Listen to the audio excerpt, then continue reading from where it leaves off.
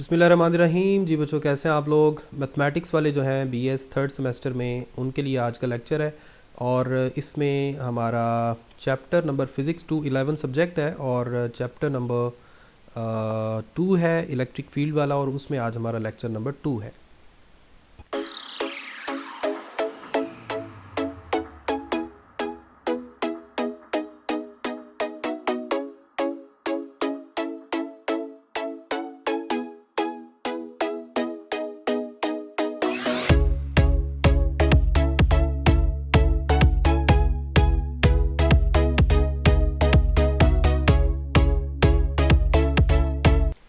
जी, सामने आपको नज़र आ रहा है आपका आज का टॉपिक। ये एक किस्म का लॉन्ग क्वेश्चन है जो आज हम करने लगे हैं, और ये है इलेक्ट्रिक डाइपोल के बारे में। हमने बताना है कि इलेक्ट्रिक डाइपोल क्या होता है, और फिर हमने इलेक्ट्रिक डाइपोल की वजह से गिवन पॉइंट पर इलेक्ट्रिक फील्ड की वैल्यू निकालनी है। तो बड़ा सिंपल है ये क्वेश्चन।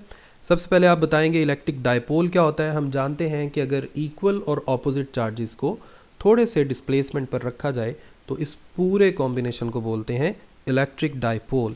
तो सबसे पहले आप इसको डिफाइन करेंगे।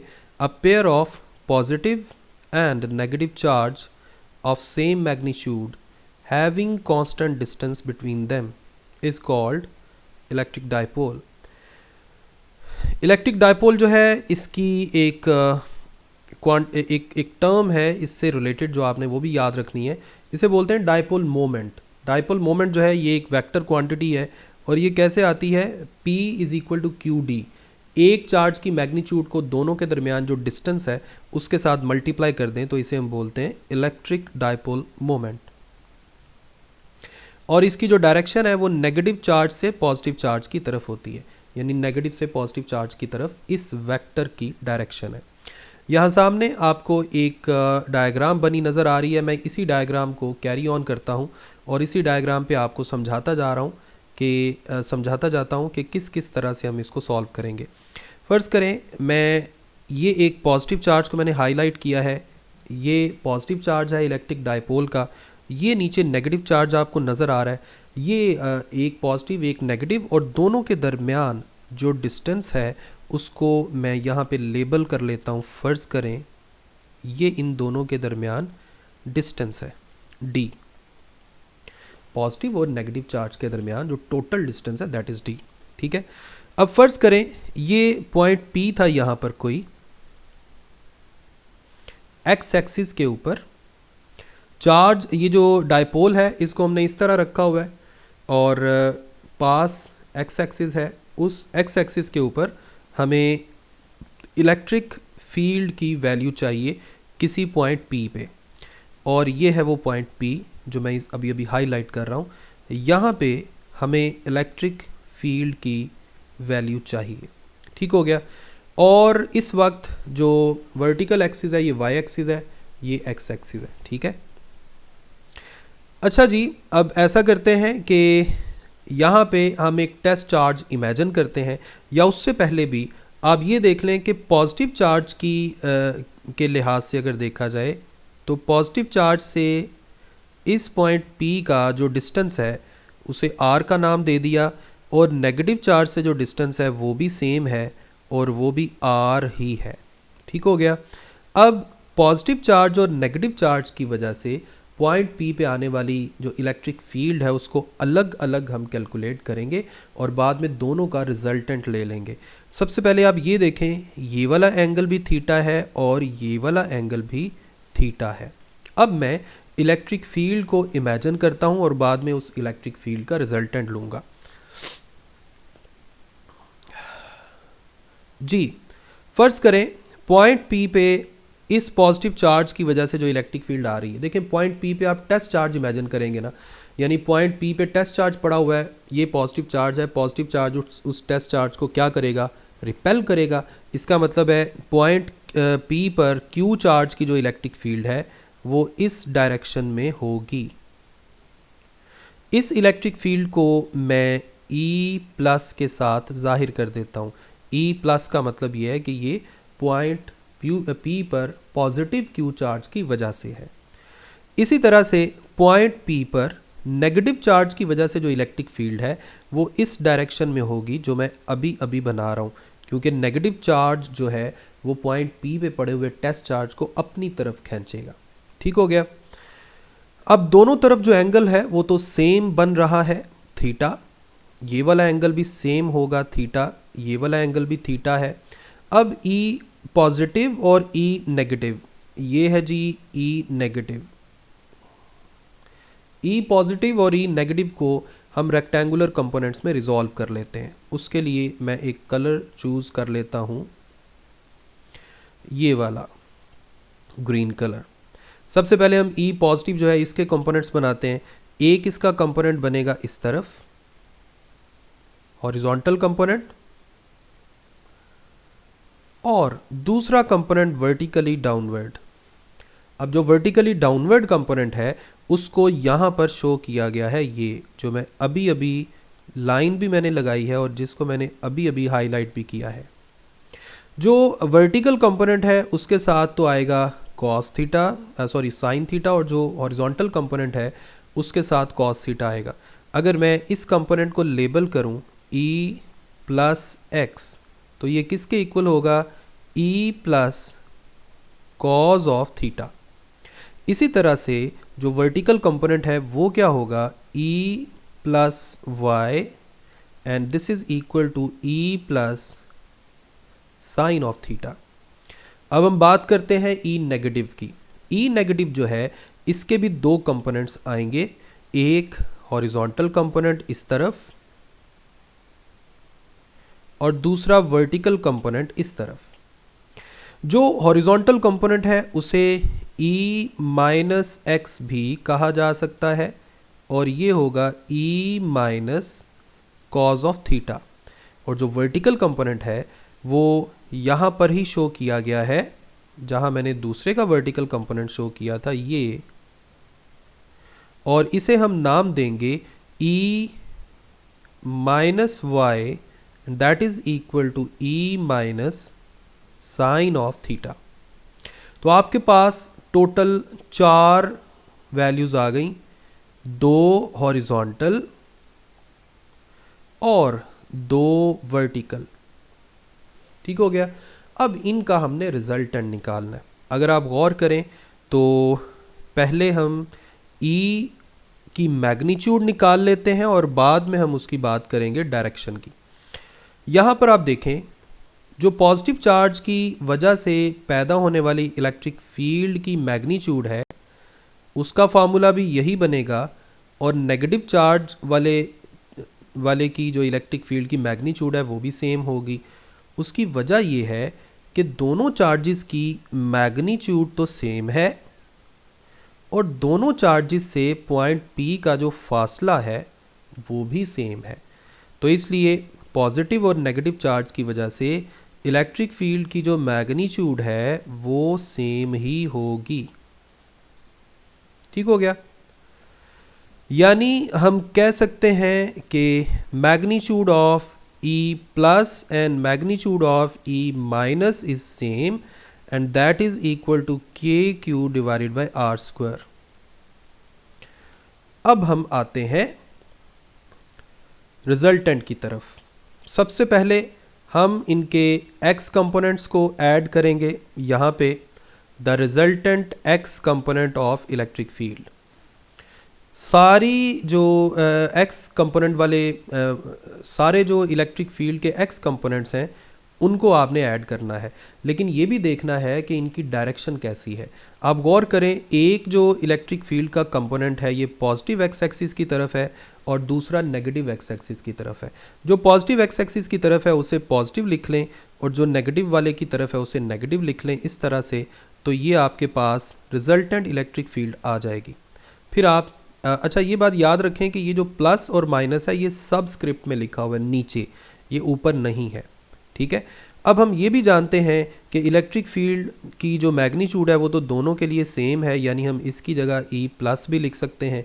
जब आप इसकी जगह E प्लस लिख देंगे तो ये आपस में कैंसिल हो जाएंगे और रिजल्टेंट हॉरिजॉन्टल कंपोनेंट जो है वो 0 आ जाएगा, क्योंकि दोनों एक दूसरे के ऑपोजिट थे, डायरेक्शन ऑपोजिट थी, मैग्नीट्यूड सेम थी।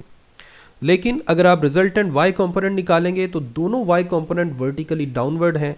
चूंकि वो वर्टिकली डाउनवर्ड हैं इसलिए दोनों के साथ आप नेगेटिव साइन यूज़ कर सकते हैं। ये जो आपको नेगेटिव साइन नज़र आ रहे हैं, फिर आपने उनकी वैल्यू को पुट कर लिया। फिर हम ये भी जानते हैं कि चाहे e प्लस है चाहे e माइनस है, वो दोनों सेम है, यानी हम इसकी जगह e प्लस भी लिख सकते हैं। ठीक हो गया। फिर आपके पास -2e प्लस साइन थीटा आ गया। This is resultant y component.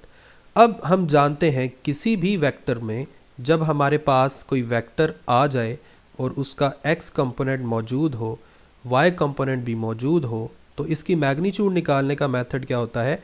x component की मैग्नीट्यूड का स्क्वायर प्लस y कंपोनेंट की मैग्नीट्यूड का स्क्वायर। सेम इसी तरह से यहाँ भी किया गया है। ये देखें, अगर आप इसको स्क्वायर रूट की फॉर्म में लिखेंगे तो यहाँ ये कैंसिल हो जाएगा, e का फॉर्मूला बन जाएगा। ठीक है, तो ई एक्स की जगह 0 आ गया, ई वाई की वैल्यू आपने पुट की, स्क्वायर करके फिर आपने स्क्वायर रूट लिया तो आपके पास ये आ गया। फिर यहाँ पर ई पॉजिटिव की वैल्यू पुट कर दी, फिर हमारे पास ये बन गया। इसके बाद हमने क्या करना है, साइन थीटा की वैल्यू निकालनी है उस डायग्राम से। अब हम दोबारा वापस उसी डायग्राम की तरफ जाते हैं। यहाँ देखें, जिस डायग्राम पे मैं करता हूँ जी ब्लू कलर का हाईलाइट, ये देखें, ये आपके पास राइट एंगल ट्रायंगल है। राइट एंगल ट्रायंगल में ये वाला जो डिस्टेंस है, ये वाला जिसे मैं अभी अभी ब्लू कर रहा हूँ, ये इसका परपेंडिकुलर है, थीटा के सामने है, और ये कितना होगा, d/2 होगा। क्यों d/2 होगा? क्योंकि टोटल डिस्टेंस d के इक्वल है, ये उसका हाफ है, ये d/2 हो गया। इसी तरह से इसकी बेस क्या होगी? इसकी बेस होगी ये, जिसको मैं अभी अभी हाईलाइट कर रहा हूँ, ये x, यानी पॉइंट O से लेके पॉइंट P तक जो डिस्टेंस है उसे हमने x से जाहिर किया हुआ है। अब अगर मैं आपसे ये कहूँ कि इसकी हाइपोटेनस क्या है, इसकी हाइपोटेनस है ये, यानी distance between negative charge and point P। ठीक है, तो इस ट्राइंगल की बेस, परपेंडिकुलर, हाइपोटेनस मैं आपको बता चुका हूँ। परपेंडिकुलर क्या है? d/2, बेस क्या है? x, हाइपोटेनस क्या है? Small r। अब हम चलते हैं वापस उधर।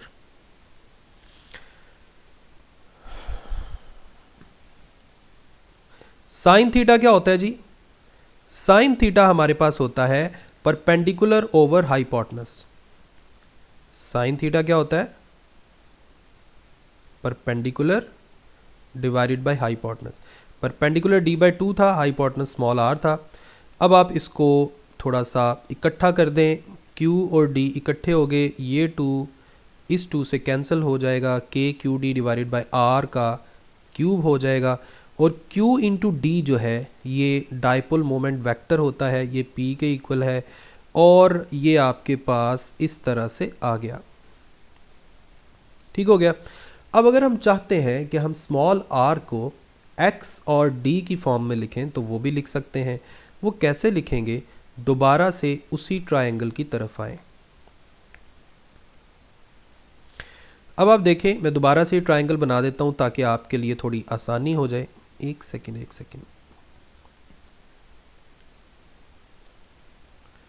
ये ट्रायंगल है, ये वाला डिस्टेंस जो है ये r के इक्वल है, ये वाला डिस्टेंस d/2 है, ये वाला डिस्टेंस x है। अब इसमें बेस, परपेंडिकुलर और हाइपोटेनस आपको नज़र आ रहे हैं। अगर मैं पाइथागोरस थ्योरम यूज़ करूं तो r का स्क्वायर किसके इक्वल होता है? x स्क्वायर प्लस d/2 का स्क्वायर। ये हमने वहाँ पर r स्क्वायर की जगह पुट करना है। ठीक है, r स्क्वायर की जगह आपने ये पुट कर दिया, तो फिर यहाँ से r किसके इक्वल होगा? स्क्वायर रूट ले लेंगे, यानी x square plus D square divided by 4 सारे की पावर 1/2।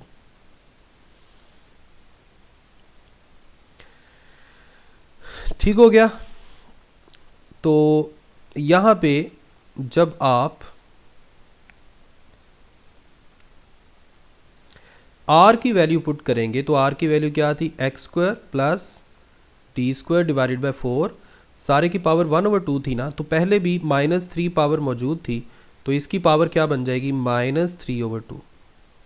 ठीक है, ये बन गया, और इसको आपने थोड़ा सा आगे एक्सपैंड कर दिया, ये बन गया, फिर ये बन गया, ठीक है। अब आपने यहाँ पर x को कॉमन निकाल लिया, एक्स स्क्वायर को, ये वाला एक्स स्क्वायर कॉमन आ गया। जब वो बाहर आएगा तो उसके साथ -3/2 पावर भी आएगी, उसके साथ जो नीचे वाला 2 है वो कैंसिल हो जाएगा, सिर्फ -3 पावर बच जाएगी। यहाँ पर हम बाइनोमियल एक्सपेंशन वाला जो थ्योरम है वो लगा देंगे और स्क्वायर वाली जो टर्म्स हैं उनको इग्नोर कर देंगे। ठीक है, ये बाइनोमियल थ्योरम आपको याद है सारा। बाइनोमियल एक्सपेंशन 1 + x की power n is equal to 1 + nx plus n into n -1 divided by 2 factorial into x का square plus up to so on. यहाँ पर हम सिर्फ पहली दो टर्म्स को लेते हैं, अगली टर्म्स को इग्नोर कर लेते हैं क्योंकि अगली टर्म्स बहुत ज़्यादा छोटी हो जाती हैं, तो इतनी छोटी वैल्यूज़ को लिखने का कोई फ़ायदा नहीं है। तो हमने सिर्फ 1 + nx किया है। n की जगह आ गया 3/2 -3/2 और x की जगह d² डिवाइडेड बाई 4x²। इसको हमने सिंप्लीफाई कर दिया।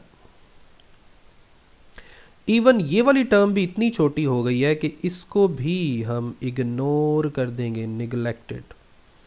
आपके पास सिर्फ पहली टर्म बच गई है, kp डिवाइडेड बाय x का क्यूब। ये this is the electric field at point P due to electric dipole. अच्छा, ये जो x है ये क्या था, आप ज़रा मुझे बताएं। ये x था डायपोल के सेंटर का पॉइंट P से डिस्टेंस। तो ये वाला जो फॉर्मूला है ये हमें ये बता रहा है कि डायपोल जो है बिल्कुल ऐसे ही बिहेव कर रहा है कि उसका सारा चार्ज उसके बिल्कुल मिड पॉइंट पर कॉन्सेंट्रेट किया हुआ है। ठीक है, तो ये था हमारा electric field due to electric dipole. ये पूरा एक लॉन्ग क्वेश्चन है, बड़ा इजी है, इसको अगर आप गौर से देखेंगे तो बड़े अच्छे से हो जाएगा। ठीक है, ये मैं एक दफ़ा आपको रिवाइज कर रहा हूँ। ठीक हो गया, यहाँ आके हम हो गए ख़त्म जी। तो मैं उम्मीद करता हूँ कि आप बड़ा अच्छा सा इसे प्रिपेयर कर लेंगे। अपने रोल नंबर्स वगैरह जो है वो कमेंट सेक्शन में ज़रूर बताइएगा। अपना ख्याल रखें, नेक्स्ट लेक्चर तक, अल्लाह हाफिज़।